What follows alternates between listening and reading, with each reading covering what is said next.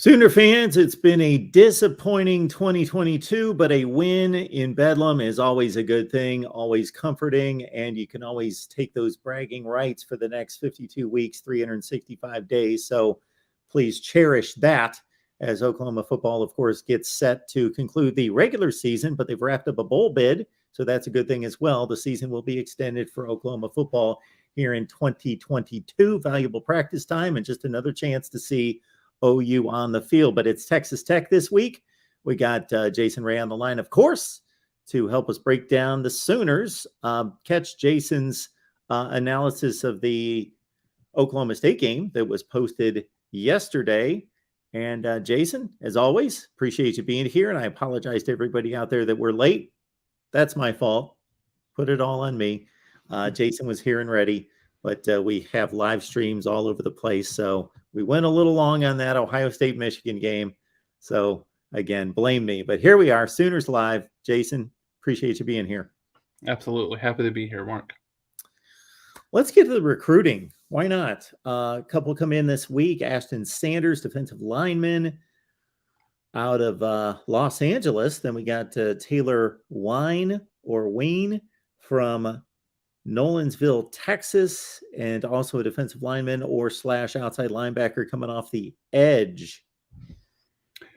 Yeah, Mark, this was going to be a really big recruiting weekend for Oklahoma, just in general. Oklahoma had quite a few high-profile 4- and 5-star kids on campus for not only the 2023 cycle but the 2024 cycle as well, and the individuals that you mentioned as well were there. Ashton Sanders pulled the trigger, I believe, on Sunday, and Ween pulled the trigger on Monday. I think both were fairly solid in what they wanted to do before the visit, but I think the visit really kind of solidified certainly that for both of those kids. So Ashton Sanders, as you mentioned, he was previously, I think anytime when you look at recruiting, there's always, especially from a team like Oklahoma, I think there's always a little bit of a wry smile when you see 3-star kids, being committed. But you've got Ashton Sanders, who was previously, as you mentioned, from California, previously committed to California earlier in the year, decommitted, early in the fall season here in late August, early September, I believe. He's a guy that I think is a little bit under the radar, from California. He's actually going to be in the Army All-American game. So take that what you will, but decent size from a defensive line perspective. So another good get for Oklahoma, and then you've got the Wayne kid as well. Again, another 3-star kid, kind of diamond in the rough type of kid as well. But another guy on the defensive side of the ball as well. Another edge guy, could be a linebacker as well from the state of Tennessee. So a couple of, Oklahoma's not really had much positive momentum on the recruiting trail over the last, I would say probably the last 3 to 4 weeks, but I think things are starting to solidify themselves a little bit. And I think the big one, the big two were DJ Hicks and Peyton Bowen being on campus. I think, if you follow the DJ Hicks recruitment at all, which I think a lot of people here have been, he has, committed to Texas A&M for a while, and then with everything going on with Texas A&M, there's been very little contact from Jimbo Fisher and the staff with DJ Hicks over the last month. And that's kind of opened the door for other schools, particularly Oklahoma. Was on campus, as I mentioned, this past weekend. Was decked out in Oklahoma gear for the for the visit. So I think things went really, really well. Again, for Hicks, it's going to be a signing day thing. Maybe even going into the later signing period, to be honest. But I don't think. I mean, and it's kind of funny. You have guys that will come out of out of the woodwork saying, yeah, they think this guy's coming to Oklahoma now. He's very tight-lipped. So I don't think anyone really knows what he's doing right now. He is going to A&M again this next weekend for the LSU game, I believe. If that doesn't get canceled, that and all indications is that it won't. And so you know, that one is a little bit, it's tougher to call. I mean, I think A&M still leads, but I think when you look at some developments going on with Texas A&M, right, and I think a lot of people have seen the the picture on social media of what that stadium looked like in College Station in the second half against UMass. It was very very sparse to say the least in the second half. And I know that the weather kind of had something to do with that, and the opponent, and kind of how things are going. But with the uncertainty in the air regarding Jimbo Fisher right now, and not sure what that means from a future perspective. They're a little bit more. I don't know that I would say in shambles, but I think they're a little bit less set on what that looks like next year, where Oklahoma's a little bit more set with it being a first year staff. So that'll be something that, obviously, that people will want to keep their eye on. And then the other one is Peyton Bowen. We've talked tons and tons about this kid. He's been to Oklahoma, I would say no less than 10 to 12 times on officials. Mostly he was there again in Norman on Saturday. I think a couple of things to keep in mind with him.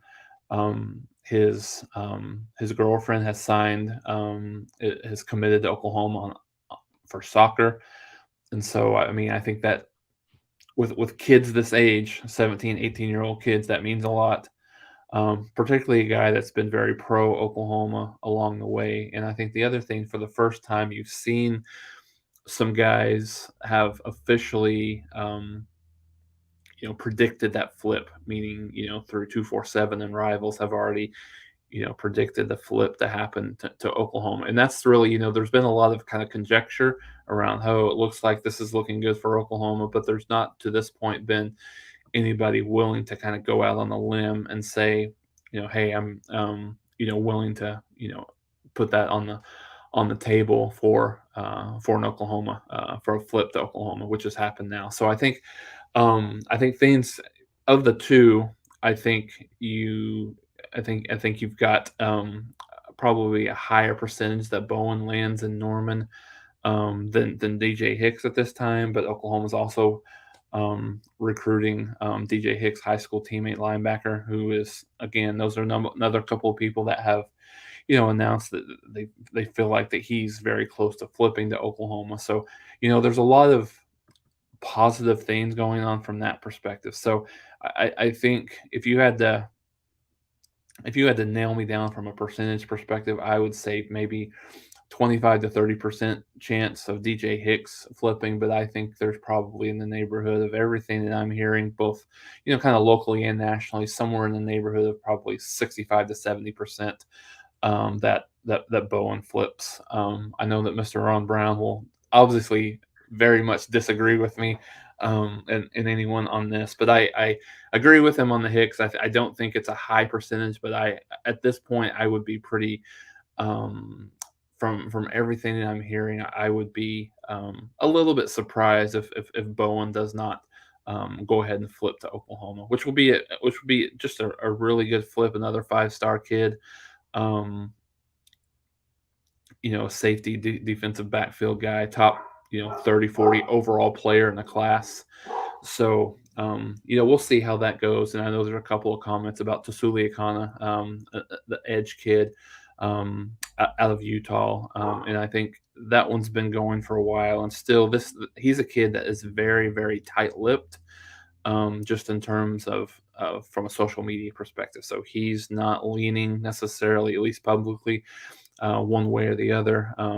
I think OU's very, very strong in the mix there. I think you've got some schools like Texas and Oregon that are in the mix there as well. So those are probably the 3 or 4 guys that Oklahoma will want fans to make sure that they keep their eye on heading into signing day. This is so far, it's early in the show, but this is so far the comment of the day right here. Girlfriends are undefeated. So that's pretty good. Yeah, so from a recruiting standpoint and just an overall look, my goodness, not the most ardent Texas A&M hater critic could have forecasted what we've seen this year. It's just wow. It's like a funeral there. It's just my goodness to compare. And I know Sooner fans are not happy with the Oklahoma season, and they shouldn't be. The standard is so much higher, and the way the season got started, it seemed as though this was going to be a team that was going to compete for a Big 12 championship. But it's night and day still. I from my perspective, night and day between where Oklahoma is just perceived nationally, and with the understanding that Brent Venables is coaching in his first season. That's completely different than being a fifth year head coach at a place where you just keep going 8-4, 8-4, 8-4, and then all of a sudden, wow, just after bringing in the #1 rated class in the history of recruiting. And we all understand that the impact of that class should be much higher the next year and the next year, but there should be a pretty good boost from a #1 recruiting class. A lot of freshmen play, and those kind of freshmen should be playing. And we see Evan Stewart is one of the best wide receivers already in the SEC. So, but my goodness, at one point on Saturday, and of course, Texas A&M and UMass was way off my radar, but I saw 13-3 in the fourth quarter. And I was Mm-hmm. like, what is going on? Like, UMass is one of the worst teams in the country. Yeah, it's bizarre, Mark. I mean, it really is. And again, I'm not a A&M hater either. And I think most of the time when you look at a guy like Jimbo Fisher and that 84, 85 million dollar buyout, you're like, okay, they're just going to have to deal with that. But I think it's things have gotten so bad, and I think to Ryan's point, I've seen some of the same stuff about a lot of these kids are looking to hit the portal after the season. So I think it all just depends on how bad it is. I mean, if you have something to that nature where you're looking at maybe a mass exodus, so that's something that would possibly obviously factor into that decision. And like you, Mark, I wasn't really paying attention to that, but I've just interestingly just kind of looking at the score, and yeah, it was 10-3 in third quarter, 13-3 in the fourth quarter. And then I saw that, I saw that photo, and then I went and watched the game a little bit. And yeah, there's just I've never seen anything like that at A&M ever. When they've always had a very, very good following. Even when you go back to the Jackie Sherrill and the R.C. Slocum days, they're A&M. I mean, they're always there. But to see a game, no matter what, of that many empty seats was just really just mind-boggling to me. And so yeah, so there's a lot of things going against Texas A&M right now. And so and the other thing that I had seen is um, they don't have anyone from a skill position perspective from this 2023 recruiting class right now. And so and they're fairly far. I'm just looking at the classes right now. I mean, they're ranked 24th right now Yep. in the 247 composite. So yeah, I mean, a lot of negative things going that way. But as we talked last week, I don't think um, either way, Jimbo Fisher's probably not losing much sleep over it. Right. Knowing what's going on. But yeah, I think it'll be interesting in that paradigm of more so from a recruiting perspective, because A&M has been you alluded to the highest recruiting class that ever recorded on from a 247 composite perspective. But then they've been up there the last few years. So it's for them to drop down and where they're at right now, only 11 commits, and they have, as I mentioned, not a single offensive outside. I mean, they have a guy that's projected as an athlete, but um, they don't have a single offensive skill position player. It's offensive linemen, defensive linemen, um, secondary guys. So that's I think at this stage, where you're at, coming close to early signing day, I would say it's a pretty significant red flag.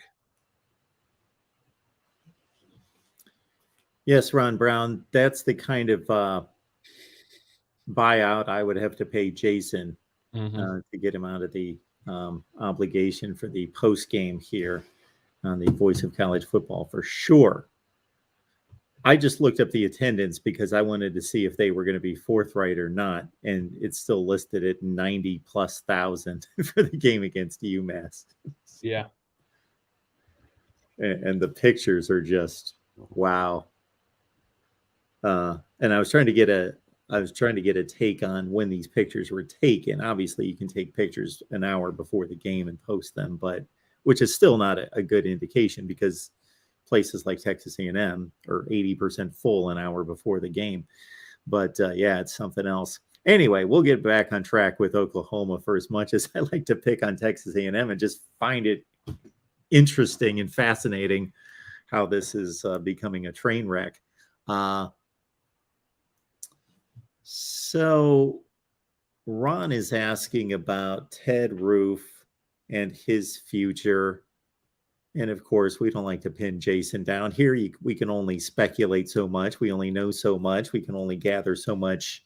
I wouldn't even call it information, but perspective on what could possibly be decided. But, what are your thoughts about his future?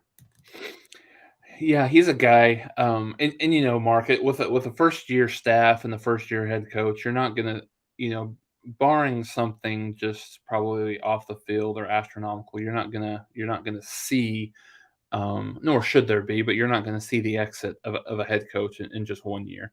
But when you look at the staff that Oklahoma brought in, and I think the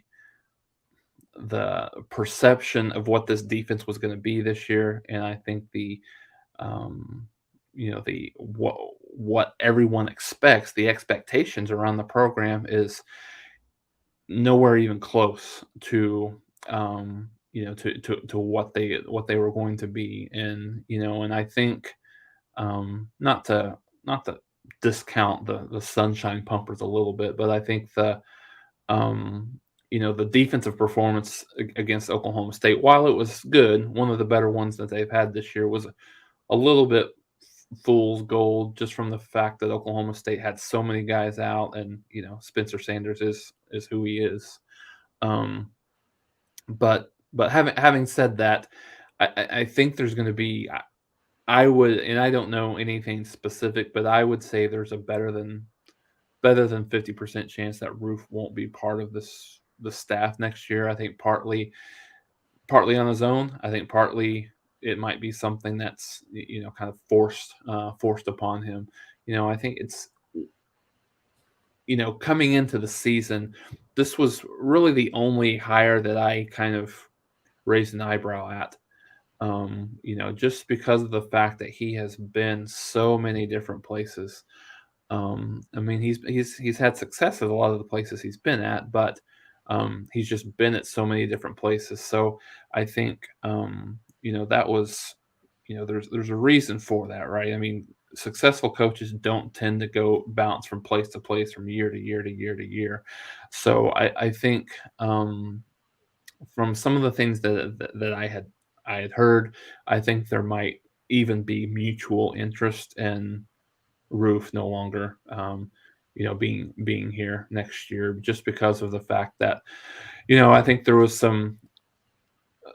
there was some ideas from Venables that that he would have Ted Roof kind of be his eyes up in the press box from a certain degree, and then Venables would really be the one running the defense. Well, I think from as you would expect for a first year, first time head coach, there was a lot more demands of Venables than maybe he even anticipated. So I think it might be one of those situations where Venables really feels like he needs to have someone that he trusts that can completely run the defense and things like that. So I think and you never know, but I think I would if I was a betting person, I think that there would be a fairly decent chance that Roof won't be part of the staff next year. Hey, Jason, once this season started to go sideways, so they come out of the gate, they win the two group of five games. And then I think, even though Nebraska is not a good football team, it is a name and it is a major conference team. And there is some semblance of talent there that when they just stampeded Nebraska, there was thoughts that, okay, maybe this is ahead of schedule. And maybe this is going to be a team that, and thinking at that point, most of us had our eyes on Oklahoma State and Baylor as being the top teams, along with the Sooners in the Big 12. And then the Kansas State game, I was not surprised. They were in the game. They didn't play well. I'm not defending their play, but it wasn't something we haven't seen before. So there was some cause of concern. And then it was really the TCU game and the Texas game that it was like, wow, they've bottomed out.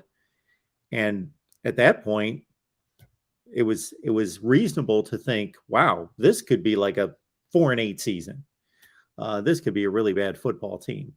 And they corrected it since then. Sure, they dropped a game against Baylor, but it was a competitive game. And sure, they're not anything close to preseason expectations, but they kind of stabilized things. And at least they're giving an effort every week, and they're showing up for these games in a deep Big 12.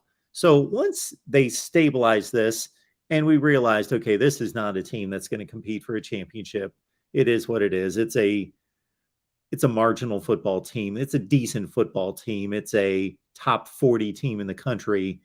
What's your assessment of their play the last few weeks, and in regards to projecting that forward to 2023, and whether that's in particular units or players, how have they played the last few weeks in terms of your adjusted expectations?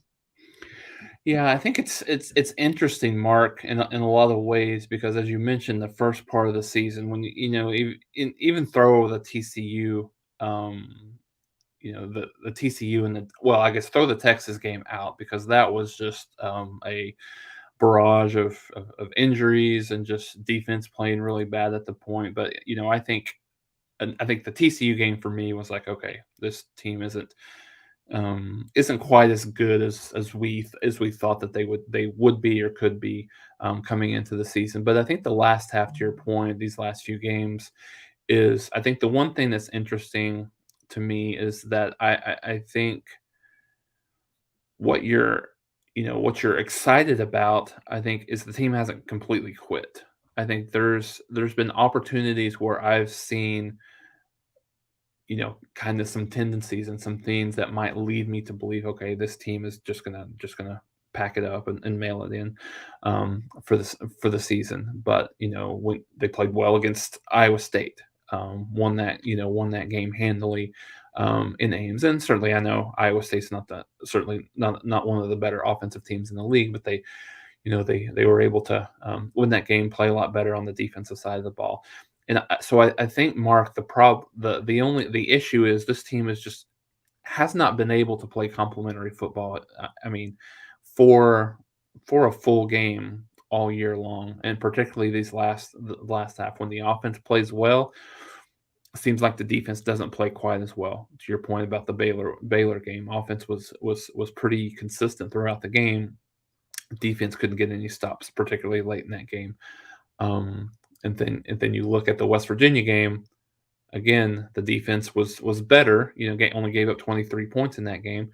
Offense couldn't get anything going. And then last week against Oklahoma State, just one of the most bizarre games. I don't know if I've ever seen a team dominate to the level that they were dominating in the first quarter and basically do nothing I the was rest just of going to the ask you about that. game. 28 points in the first quarter and nothing. Yeah, and so that's again, the defense was on the field, Mark, for 102 plays in that game, and so to continue to hold Oklahoma, and I remember, and I mentioned this, Sanders isn't completely healthy, and he gave Oklahoma, 4 turnovers in that game. And I don't think they're not able to run the ball well, and these types of things. So you take it with a grain of salt, but still, you're on the field for 102 plays and you only give up 13 points. That's pretty good. But the offense, Mark, was just horrible in the second. Really, all the way through the second quarter to the fourth quarter. But I think even more particular the second half, and so. I think there's a lot of things that contributed to this. I think there was a little bit of relief. Hey, we're up 28-0. We can coast. Dylan Gabriel in the second half was about as bad as any quarterback I've ever seen play in an Oklahoma uniform in quite some time. He was 1 for 13 in the second half. His only completion was really just kind of a flat screen pass to one of the running backs. So I think that the narrative that I didn't necessarily expect to see and it has continued is Dylan Gabriel's lack of accuracy, at least from a consistency perspective. So I think that and then there's some other things, Mark. I think Jeff Lebby didn't do himself any favors. Oklahoma plays fast. He runs that offense that's going to snap the ball quick. But I think he threw the ball a lot more in the fourth quarter than he should have. They were running plays. They're up 28-13 and they're snapping plays in the fourth quarter with 17, 18 seconds on the play clock. And so they didn't do themselves any favors from that perspective. They kind of abandoned the running game to a certain degree. So I think it was a combination of a lot of things that kind of caused that to happen. But I think there was a lot of thoughts, and at least for me, that Dylan Gabriel would come back to this team next year. They've got Jackson Arnold coming in as one of the best quarterbacks in the country. It would be an opportunity for Arnold to just learn from Gabriel before maybe he gets the nod the next year. But I think we're going to see assuming Gabriel comes back. I don't know why he wouldn't at this point, but assuming he comes back, I think you have a very, very even, kind of a 50-50 point of a quarterback competition coming into the spring and fall next year, where Jackson Arnold, the talent that he has, could can certainly be enough outside of his lack of experience to overtake Gabriel, because Gabriel has obviously a lot of experience in the offense and things like that, but he was the consistency thing has been a struggle. And this is one thing that we talked about at the beginning of the year, Mark, where when you have kids that transfer from a whether it be an FCS school to an FBS school, or you have kids that transfer at the quarterback position from a non-Power 5 conference to a Power 5 conference, and the speed and um, the athleticism on the defensive side of the ball is certainly better at the Big 12 level than it is in the American Conference. So maybe that's part of it, but I think more so than anything, just his lack of accuracy has shown itself to be a factor here. So I think that'll be a big, obviously a big narrative coming in out of the into the off season to see what that quarterback room looks like. Robert says, point of interest, the Oklahoma defense has been on the field for over 90 minutes, more than all the offense that equates out to 6 quarters So basically, a composite of the entire season time of possession, a 90-minute gap between the offense and the defense. Well, and I think another thing that's very, and I think part of this kind of lends into the play calling as well. When you're not successful on first and second down, you're going to put yourself in third and very predictable situations, third and long situations. But I believe Oklahoma was 1 for 13 on third down conversions in this game, 1 for 14 on third down conversions in the game against West Virginia. So you're 2 for 27 in third down conversion percentage there. You're not going to, you're not going to win. You're not going to win many games. And so, no, this comment here is on point from that perspective. I mean, time of possession, I think by and large can be a very misleading stat to look at. But I think in this situation, you would have to say that the time of possession or lack thereof has been impactful in some games. The defense was able to overcome it in this game, but that hasn't always been the case this year. We appreciate everybody being here at the Voice of College Football, and especially adjusting to our adjusted time this week. So Sooners Live is typically there for you each and every Wednesday at 11:30 a.m. Central Time. We had to back it up a little bit, so we appreciate Jason's flexibility. We appreciate your flexibility, and that's one of the reasons why you need to subscribe here at the Voice of College Football OU. Hit that bell for the notifications to know when we go live. Also catch Jason for post-game this weekend after the Texas Tech game. Join our Discord and talk Sooners all the time. What you do there is you go to patreon.com, search MarkRogersTV, sign up right there. You get my picks. You get Steve Merrill. This guy is unbelievable. He's 11-1 against the spread. He gives us one selection each week from Wager Talk. And more than that, you join the Discord and you can talk college football 24/7, 365. We've got about 100 folks on the line to talk college football with. Texas Tech. Let's see. They're coming off a game against, was it Iowa State? Mm-hmm. Who they knocked off this past weekend. I saw them play a little bit against NC State. I saw them a little bit against TCU in a game where actually I thought they got a bit ripped off. So they're playing at TCU about 4 weeks ago, and Texas Tech has a 17-13 lead. They've got a 4-point lead with about 10 minutes left in the game, and they had just stopped TCU. They had just gotten a sack inside the 10-yard line. So they're forcing TCU to punt down 4 with 10 minutes left. So they're going to get the ball probably around midfield with a 4-point lead with 10 minutes left. Certainly a lot of football to be played, but that's in a pretty good position to be in. And the officials saw some kind of phantom face mask. There was not a fast face mask on this sack. They give TCU the automatic first down, the 15-yard penalty. Within 3 or 4 plays, it's a touchdown, and TCU runs away with it from there. And that's the last time I've seen some Texas Tech football. I know that they were down to Texas by 2 touchdowns and came roaring back to knock off Texas. So any team that can hang within a few points of TCU and actually be leading with 10 minutes left and also come back to beat Texas and pretty much hold their own against everyone, even though their record's not that impressive at this point at 5. And no, I believe both teams are 6-5 coming into this one. Texas Tech's 1 game better at the Big 12 at 4-4, but this is pretty much a toss-up game. Oklahoma's a 2-point favorite, but this is most likely going to be a close one.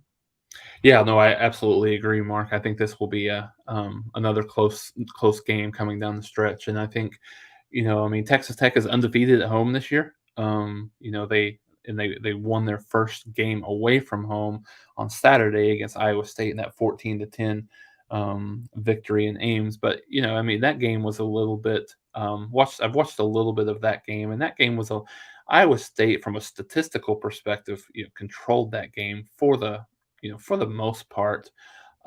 Texas Tech, I mean Iowa State, I should say, missed a couple of field goals. They turned the ball over on downs inside the 5-yard line on 2 separate occasions. So that easily could have been another loss for Texas Tech. But as you mentioned, very much your point's very well taken in that TCU game. And then they beat Texas at home, and then earlier in the season when NC State was a little bit better of a team than they are right now, as well.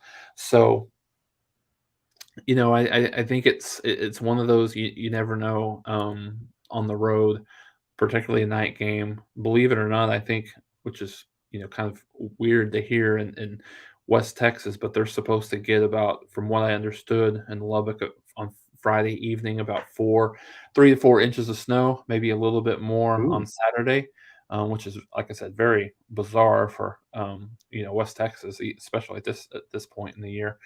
But yeah, I think it'll be again another toss-up game. It's an opportunity for Oklahoma to, you always look for little things in this, in these games, right? As a coach, and I speak from that for myself included, little things to motivate your team. I think one of the things, if you win this game, you go 7-5, and you guarantee yourself a winning season.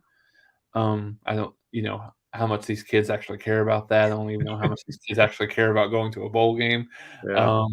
at this point. But You got to tell them where they're going to go and what they're going to get. exactly, that's right. And so yeah, like I said, it's another tough game, for Oklahoma on the road. And as you have like here, yeah, they absolutely. Iowa State has one of the best defenses, not only in the league, but if they had just a decent offense. Yeah, to your point, Jason, I guarantee that Iowa State's not rung up 422 yards on anybody except for maybe their FCS opponent. Mhm. Yeah. No, you're right. And a lot of that was, on the through the air with Hunter Deckers and Xavier Hutchinson and group. But yeah, they're Texas Tech's. They've played a lot better in this first year under Joey McGuire. They're pretty experienced. They've got, I think Tyler Shuck is the guy right now, from a quarterback perspective. At least he was um, Yep. against Iowa State, um, on Saturday. So I mean, he's been okay. I mean, he's not been anywhere near the same guy that he was when he first started at Oregon, but he's okay. I mean, I think he's probably a little bit better, a better version of what Oklahoma saw in Spencer Sanders, on Saturday. But yeah, it'll be interesting to see what the motivation looks like for Oklahoma coming into this game, where they got that bowl eligibility. What's the what does that motivation look like coming into this, and hopefully that means Oklahoma can get 2 wins in a row here heading into the postseason, which would be good. I think certainly good momentum. It would match Oklahoma's start and Bob Stoops' first year, as well. So it should be a very entertaining game, without a doubt. Texas Tech to me is a very interesting program. It's just a very odd program. I don't necessarily know what their goals and objectives are or where they see themselves in terms of the Big 12 mix. And now they're going to be facing another 4 teams when Cincinnati, BYU, Houston, and UCF show up that are at least as good as they are on an annual basis, and maybe in recent years, certainly better. And I've heard about where they're located. You bring up Lubbock, Texas. I've heard all sorts of derogatory things about West Texas, and just in regards to, not that there's anything wrong with it, and I'm sure they're phenomenal people there, but basically, if you get a scholarship to go play football at Texas Tech, that's you definitely were sold on the coaching staff and sold on the campus and sold on fulfilling your scholarship and improving your life and setting yourself forward, whether that's the NFL or something else, because there's nothing near Lubbock, Texas to get excited about. It's just I find it to be an intriguing program for whatever reason. That yeah, of course, Mike Leach was there and he did rather well. He finished in the top 25 5 of his final 6 seasons at Texas Tech. And currently, to think about Texas Tech finishing in the top 25, uh, they haven't finished in the top 25 since he left. I don't consider them, they would really have to improve to be in that range. So anyway, Oklahoma's making that trip on Saturday. All right.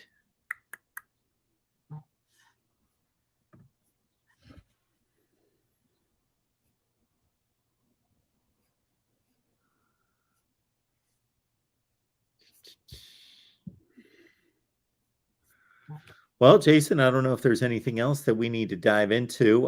The college football playoff rankings did anything hit you when those came out? I'll let you know what hit me was I have no issue with Tennessee dropping from 5 to 10 after getting bombarded by South Carolina. But a couple things here. If you were just saying, okay, the number 5 team in the country played a 6-4 team and they got blasted by 28 points and we dropped them to number 10, okay, I totally get that. That seems reasonable. They probably should even drop lower. However, few things. And I've had to field calls and all sorts of comparisons here. That game was a 35-31 game, and then they got blown out in the fourth quarter. So there are plenty of 63-35 games. I think that was the final score, 63-38 games that were 28-0 in the first quarter. And then they just kind of cruised from there. And really nothing that happened after that was meaningful. They're just trading scores and running out the clock versus it's 35-31. And then you get blown out. Not making excuses for them, but that's just a much different game in my eyes. Number one. Number two, they beat LSU handily by 4 scores, and they beat Alabama, and they have the same record. So I have an issue with not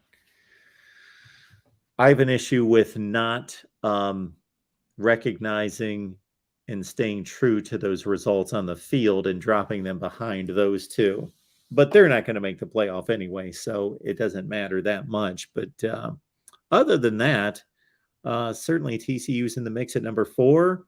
The committee's not showing Clemson much respect, dropping them behind some 2-loss teams and behind USC. And that's pretty much the way it sets up for me here with 1 game to go in the regular season. Yeah, I think the one thing if it was me, and no one here is gonna like this, but if it was me, I think I would have flip flopped USC and LSU. I just because of the performance against UCLA, and I get. It's USC is just Oklahoma at a different school that people around here are used to seeing. They've got one of the best, maybe the best quarterback in the country in Caleb Williams, and they have dynamic wide receivers, and they do just enough on the defensive side of the ball to. But that doesn't really bother me one way or the other. That'll work itself out. With this game. TCU is they continue to find a way to win, which is, and they host Iowa State this weekend. So you would assume, they win that ahead of what will likely be another a matchup with them and Kansas State in the Big 12 championship game. So I think there's a couple of things that are interesting to me. Again, I think we've talked about the potential for 3 SEC teams to possibly make the playoffs. Obviously, that's done. Now, I think that the lack of respect that Clemson's continuing to get is not something that's going to change at all. Obviously, right? You've got You've got a conference championship game against a North Carolina team that we talked about last week that hasn't really beaten anyone. Doesn't have a marquee win, and then you go and lose at home to 4-6 Georgia Tech, which again it makes Clemson's resume even worse. I guess the only X factor is as good as Notre Dame has been playing lately. I mean, maybe that makes that loss look a little bit better, but they were. I mean, they were out of. I mean, they were getting blown out in that game in the third quarter. If we Oh, yeah. all remember. But so I think it's just going to be incredibly interesting what happens to Ohio State Michigan if the loser if the loser loses this game by a field goal or a touchdown, especially if it's late um, a late game loss. I think the other thing that's interesting is all four of the top four teams looked awful on Saturday. Clearly looking ahead. I mean, particularly when you look at Michigan, when you look at Ohio State, both of those teams are it's an obvious look ahead game. And then you've got USC here with two big time opportunities against Notre Dame and against what looks like likely Oregon or Washington at this point. So I think the if they get Oregon, I think that does a lot for them. I don't know that Washington does a ton for them if Oregon State loses to Oregon loses to Oregon State on Saturday, but again, I mean, I think it will be if you see a situation where let's say TCU loses in the Big 12 championship game. Let's say Georgia goes ahead and beats LSU, and then USC loses one of these two games. Is there a path for with the lack of respect that Clemson's getting? Is there a path for Alabama? Is there a path for the loser of the Ohio State Michigan game to stay above of Clemson in that situation? What do you think? I think there is. So TCU right now at number 4. If they win the Big 12 championship game, which means they would have lost to Iowa State. So I got to think that they would take a bit of a free fall after losing to Iowa State. Now, there's kind of how I outlined the Tennessee situation. There's one thing in terms of looking at a number 4 team and saying, okay, they lost to a pretty bad football team. Where should they drop versus what is going on around them? And this committee is supposed to be weighing resumes. I think that they are suffering from recency bias way too much. But yeah, if TCU is a one-loss champion and they've got that loss against Iowa State and they've not performed in a dominant fashion the rest of the season, USC's knocked themselves out basically with the second loss. So you're looking at a situation where Georgia wins the SEC, Clemson wins out. I think under your scenario, yeah, there's going to be a debate between TCU. There should be a debate between TCU, Clemson, and an Ohio State, Michigan loser. I hope that Clemson wouldn't get any kind of treatment above, and I think that's a tremendous argument between those three. I want to see a championship team in the playoff. I just believe that they've earned it. I wouldn't want to see the Ohio State Michigan loser unless things blow up even beyond that to 2 losses, that team should get in. So now I'm sorry, go ahead. Sorry. Yeah, I'm sorry. I just would think that you've got the Big Ten winner in, you got the SEC winner in if it's Georgia, and then you've got a situation where I would be weighing. I would simply go with TCU and Clemson as the two conference champions, as those two being in under that scenario. That's what I would do. Yeah, no, I agree with you. I mean, I think we feel very similar in terms of you have to reward, in my opinion, you reward conference championships, being won, versus a team like, let's just throw Alabama out there, a team that didn't even make the conference championship game. Now we've seen that happen before, right? We've seen teams that have not even made their conference championship game and still make it into the playoffs. So, but yeah, I think there's a couple of scenarios that are just very intriguing for me to watch play out to see what happens. I think one of the least likely, but it's possible scenario is LSU beating Georgia. So you've got LSU beating Georgia, which that would solidify Georgia and LSU both,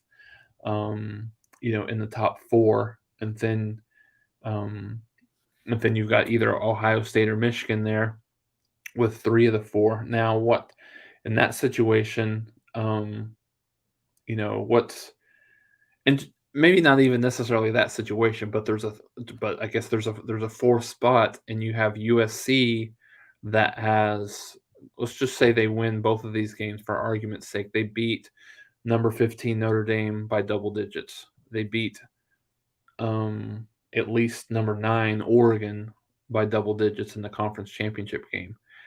And let's say TCU scrapes by. They beat Iowa State by 6 at home, and then they beat Kansas State by a field goal. Is there with the name being USC versus the name being TCU, is there any chance at all that a one-loss conference champion or USC gets in over a one or a no-loss undefeated TCU conference champion? So in your scenario, yeah, Georgia, LSU, and LSU, a lot of people aren't going to like it. If they win the SEC, they're going to be in the playoff. LSU, Georgia, Ohio State, or Michigan. Yeah.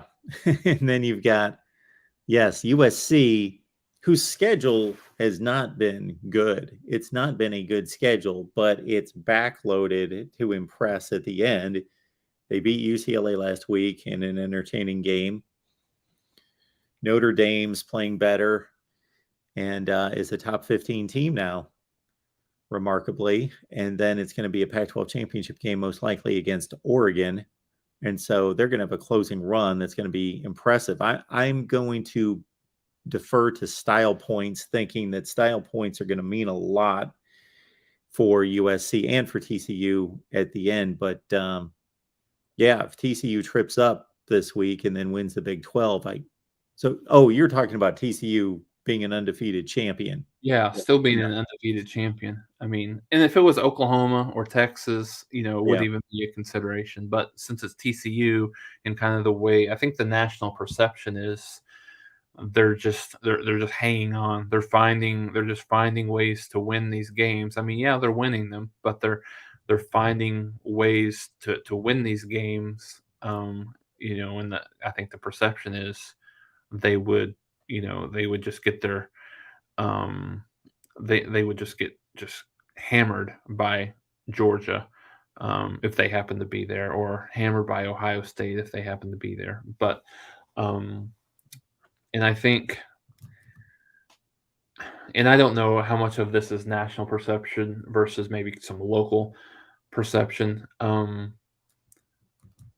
think there's there might be some desire out there to see, okay, Lincoln had his opportunity at Oklahoma with a great offensive team and fairly bad defensive teams over the last few years. They weren't able to win the game in the playoffs. Is it different? Is it different at USC this first year, where they would play a Georgia? And I think and in the back of their mind, I know that this isn't necessarily part of their thought process, and maybe it is.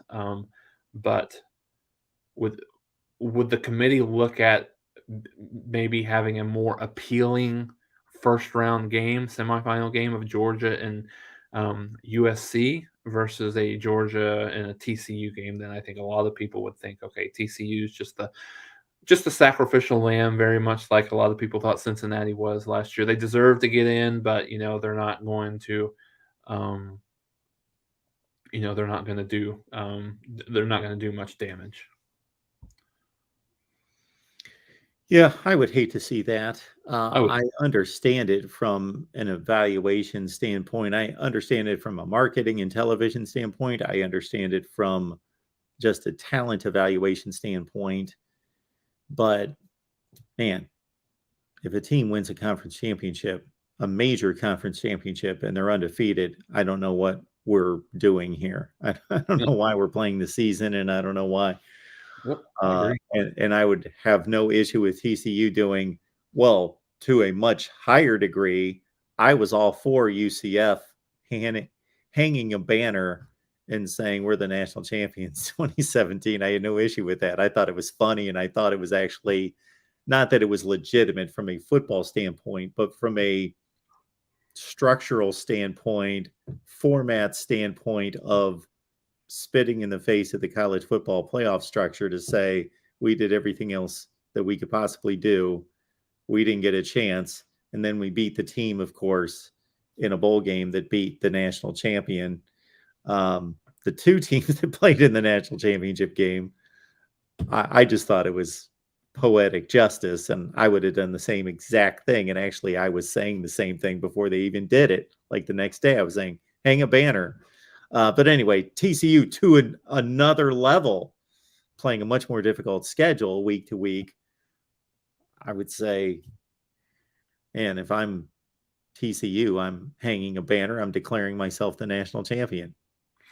Yeah, no, I mean, I don't. I was just kind of throwing that out from a devil's advocate perspective. I don't think it would ever actually happen. Um, the backlash that the committee would get for, to your point, not putting an undefeated um, major conference champion in this playoff would be too much for them for the committee to overcome ever. I think to keep having any of that credibility. But I mean, I do think of the teams that are undefeated now. I mean, there's not you've got what Georgia and TCU are those, and then Ohio State and Michigan, obviously. But TCU is the team that I think you would say without a doubt, no real scenario. If they lost a game, they're out of the playoff hunt without a doubt. Yeah. Where you can make an argument obviously for a one loss USC. You could make an argument for a one loss Clemson. Make an argument for obviously a one loss Ohio State or a one loss Michigan.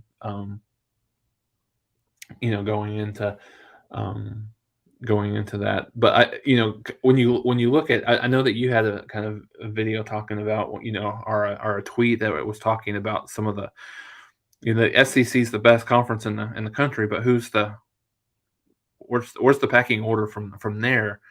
I saw this tweet and I thought it was very interesting that the Iowa State is the obviously the dead last in the Big 12 this year, and will finish barring something crazy. They'll finish last Yeah. place. They will have beaten the one of the the Big Ten representation Sure. opposite Ohio State or Michigan and Iowa on their own home field. So, I mean, I don't know Yeah. how much you put into that's kind of, I mean, something I didn't really think about that, how bad that division has kind of gotten, this year, Yeah. that how bad Iowa was early in the year, and then they're going to have an opportunity to um, play Michigan or Ohio State for a Big Ten championship, which, I mean, of all of the conference championship games, that will probably be the one that's the least competitive of any of the major ones, I would think. Yeah. It appears that way. It's going to have the second highest TV rating, but Oh yeah. That's the way it is. And if they have two good teams there, they sometimes surpass the SEC with the highest TV rating, but that's typically what it is. The Pac-12 is going to have the worst, and then the other two, the ACC and the Big 12, depending on what the stakes are and who's in the game. But we pretty much know TCU, Kansas State should be in the game, and we know Clemson, North Carolina. So yeah, it's it is quite the scenario, quite the scenario. And I only tweeted that out because if you just look at the results, non-conference results, because I'm a firm believer that once the teams play in conference, that you can't make a comparison between the conferences because you can eyeball it. You can say, I watch a lot of SEC games and they're the best, but everybody wins and loses the games and every conference comes out to a 500 record. So they're all that determines is who's going to win the championship and the distribution of the teams within the conference. Do you have a Clemson ACC from the last 8 years where Clemson's way better than everybody else? Do you have a Pac-12 or a future what appears to be Big 12 where you got just a lot of decent teams and there's a ton of them and they beat each other? Or do you have a typical Big 10, which I think is played in the Big Ten's favor from a perception standpoint, where you've got like Ohio State, but then you got like three other like top 15 teams, Penn State, Wisconsin, Michigan State, and it makes the league look really good because you get like four teams in the top 12 or 15 in the country. What's the distribution of the weight within the conference? Because for me, the only way you can measure these conferences is the out-of-conference games. Yeah. And if you look at the wins and losses, the SEC is slightly better. Like if we didn't know what we know about the SEC and just looked at this year, we would say, okay, they beat Texas, they beat Oregon, they beat Utah. And I've listed the wins and losses, and they've had the best results, but it's not by a lot.